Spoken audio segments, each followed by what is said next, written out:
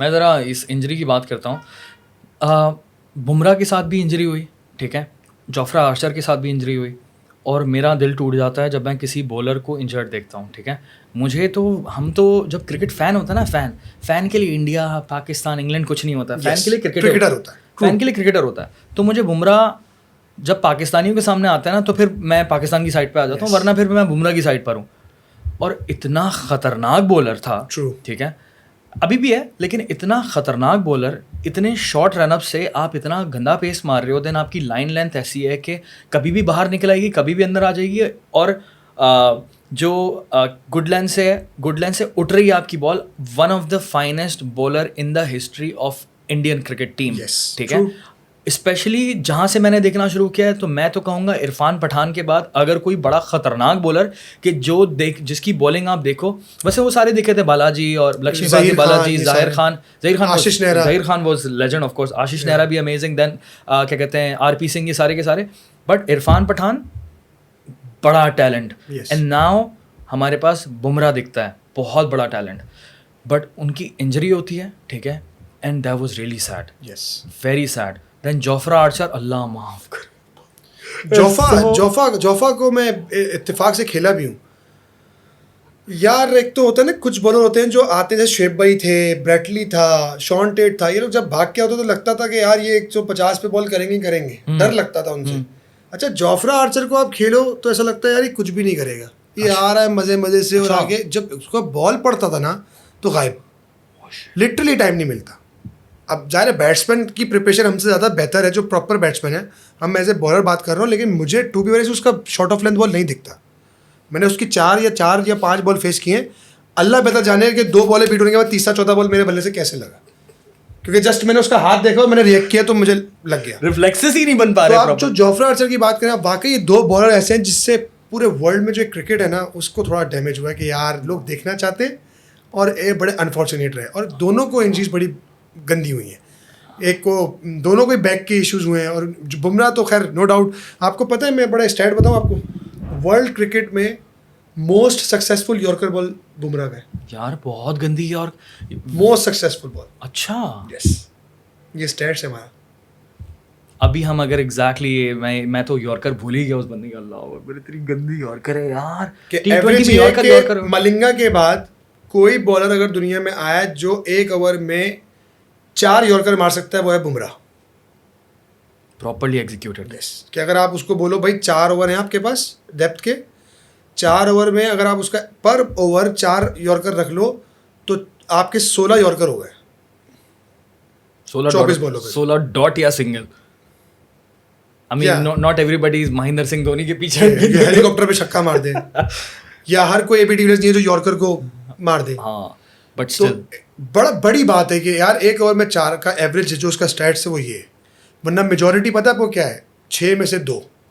अगर मैं बॉलिंग कर रहा हूँ, शाहीन बॉलिंग कर रहा है, या हारिस बॉलिंग कर रहा है, तो हम लोगों की जो एवरेज निकलेगी ना 10 मैचों की, वो निकलेगी कि हमने 1 ओवर में 2 यॉर्कर सक्सेसफुल मारे। मे बी एक मैच में हम 4 भी मार दें ओवर में, लेकिन जो एवरेज है 10 मैचों का या पूरे ओवरऑल कैरियर का, वो उसका ये है। और अभी हमने डिटेल में बात की कि क्यों इतनी मुश्किल होती है, तो उसमें बहुत ज़्यादा मेहनत, बहुत ज़्यादा जान चाहिए। क्योंकि यॉर्कर सबसे ज़्यादा जान मांगता है एज ए बॉलर, क्योंकि आपको पूरी अपनी बॉडी, अपनी एनर्जी, अपना माइंड, अपने target, I on the target, वो सब उसका फोकस आपको यॉर्कर पे मानना पड़ता है।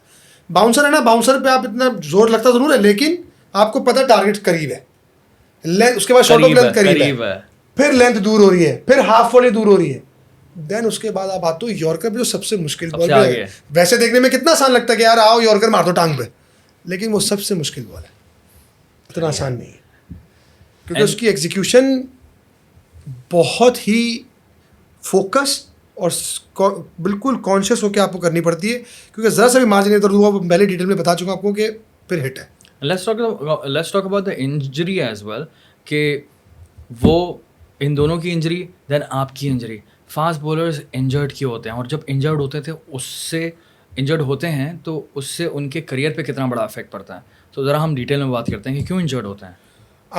स्पेशली मैं बड़ा ये अच्छा सवाल किया आपने, क्योंकि काफ़ी अर्से से कोई इस तरह का मुझसे सवाल नहीं करता, क्योंकि रिसेंटली एक रिसर्च आई है जो कि यूके और ऑस्ट्रेलिया के लैब से निकली क्रिकेट की, कि मेजॉरिटी जो फास्ट बॉलर्स को इंजरी हो रही है वो इस वजह से हो रही है कि जो एक कॉन्सेप्ट बना हुआ है ना कि फास्ट बॉलर की एक एज है कि वो बड़े शॉर्ट टर्म पीरियड के लिए आता है, तो हम कोशिश करते हैं कि हम उसको 17 साल 18 साल 19 साल की उम्र में खिला दें, जबकि वो फास्ट बॉलिंग की लोड को मैनेज करने के लिए तैयार ही नहीं होता।